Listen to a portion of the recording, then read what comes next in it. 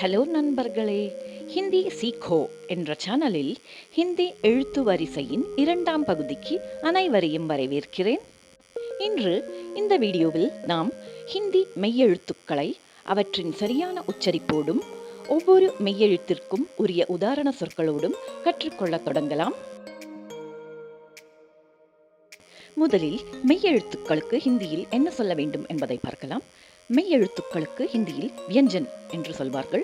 இப்போ நாம் ஹிந்தி மெய்யெழுத்துக்களை அவற்றின் சரியான உச்சரிப்போடும் ஒவ்வொரு மெய்யெழுத்திற்கும் உரிய உதாரண சொற்களோடும் கற்றுக்கொள்ள தொடங்கலாம். ஹிந்தி எழுத்து வரிசையில் முதல் மெய்யெழுத்து க. க என்ற எழுத்திற்கான உதாரண சொல் கமல். ஹிந்தியில் இதற்கு க சே கமல் என்று சொல்வார்கள். கமல் என்றால் தாமரை.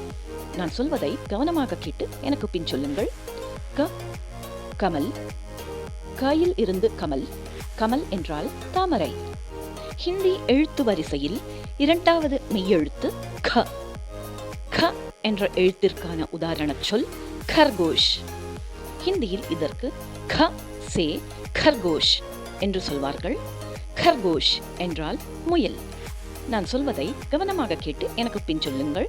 க கர்கோஷ், காயில் இருந்து கர்கோஷ். கர்கோஷ் என்றால் முயல். ஹிந்தி எழுத்து வரிசையில் 3வது மெய்யெழுத்து க. க என்ற எழுத்திற்கான உதாரண சொல் கஜ். ஹிந்தியில் இதற்கு க சே கஜ் என்று சொல்வார்கள். கஜ் என்றால் யானை. நான் சொல்வதை கவனமாக கேட்டு எனக்கு பின் சொல்லுங்கள். க கஜ், காயில் இருந்து கஜ். கஜ் என்றால் யானை. ஹிந்தி எழுத்து வரிசையில் 4வது மெய்யெழுத்து க.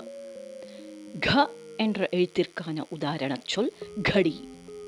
இதற்கு ஹிந்தியில் க சே கடி என்று சொல்வார்கள்.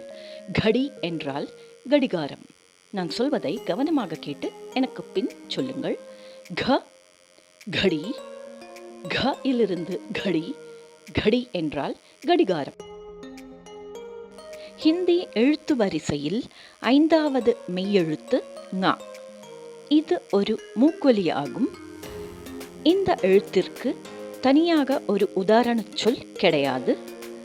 இது ஒரு மூக்கொலி குறிப்பீடாக சொல்லின் நடுவில் உச்சரிக்கப்படுகிறது. நான் சொல்வதை கவனமாக கேட்டு எனக்கு பின் சொல்லுங்கள். 5வது மெய்யெழுத்து ங. இது ஒரு மூக்கொலி. 6வது மெய்யெழுத்து ச. ச என்ற எழுத்திற்கான உதாரண சொல் சம்மச். இதற்கு ஹிந்தியில் ச சே சம்மச் என்று சொல்வார்கள். சம்மச் என்றால் கரண்டி. நான் சொல்வதை கவனமாக கேட்டு எனக்கு பின் சொல்லுங்கள். ச சம்மச், ச இலிருந்து சம்மச். சம்மச் என்றால் கரண்டி.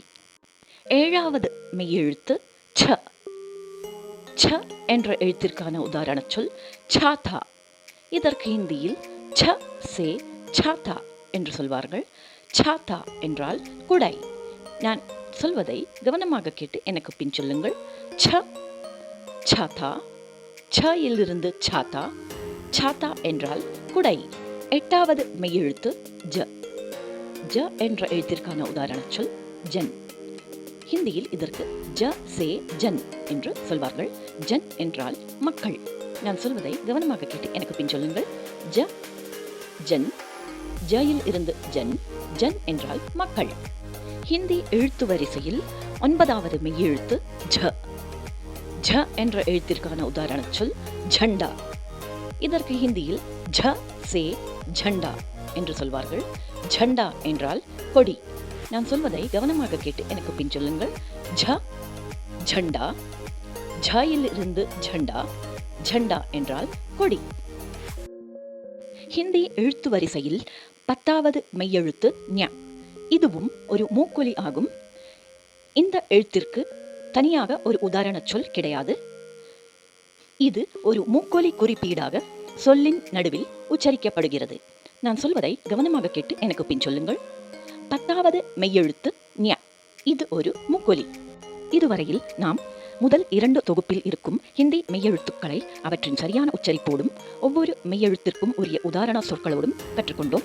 இது உங்களுக்கெல்லாம் மிகவும் எளிதாக இருந்திருக்கும் என்று நம்புகிறேன். கவலைப்படாமல் தொடர்ந்து முயற்சி செய்யுங்கள். மிக விரைவிலேயே உங்களால் இதை சரியாகவும் தன்னம்பிக்கையுடனும் உச்சரிக்க முடியும். எனது இனிய நண்பர்களே, உங்களுக்கெல்லாம் இந்த வீடியோ பயனுள்ளதாக இருந்திருக்கும் என்று நம்புறேங்க. இந்த வீடியோவில் நாம் ஹிந்தி மெய்யெழுத்துக்களை அவற்றின் சரியான உச்சரிப்போடும் ஒவ்வொரு மெய்யெழுத்துக்கும் உரிய உதாரண சொற்களோடும் கற்றுக்கொள்ள தொடங்கினோம். இந்த வீடியோ உங்களுக்கு பயனுள்ளதாக இருந்தால் தயவு செய்து இந்த சேனலை சப்ஸ்கிரைப் செய்யுங்கள். இந்த வீடியோவை லைக் செய்து உங்கள் நண்பர்களுக்கும் பகிர்ந்து கொள்ளுங்கள். அது மட்டுமல்லாமல் இது போன்ற பயனுள்ள வீடியோக்களை தொடர்ந்து உருவாக்க எனக்கு ஊக்கமளிக்கும் உங்கள் விலைமதிப்பற்ற கருத்துக்களையும் கமெண்ட் பாக்ஸில் தெரிவிக்க மறக்காதீர்கள். அப்படியானால் நண்பர்களே, ஹிந்தி மெய்யெழுத்துக்களை தொடர்ந்து கற்றுக்கொள்ள ஹிந்தி எழுத்து வரிசையின் 3ஆம் பகுதிக்காக காத்திருங்கள். அதுவரையில் சந்தோஷமாக இருங்கள், பாதுகாப்பாக இருங்கள். ஹிந்தி சீக்கோ என்ற சேனலின் ஹிந்தி எழுத்து வரிசையிலிருந்து விடை பெறுவது உங்கள் சீதா சுந்தர்.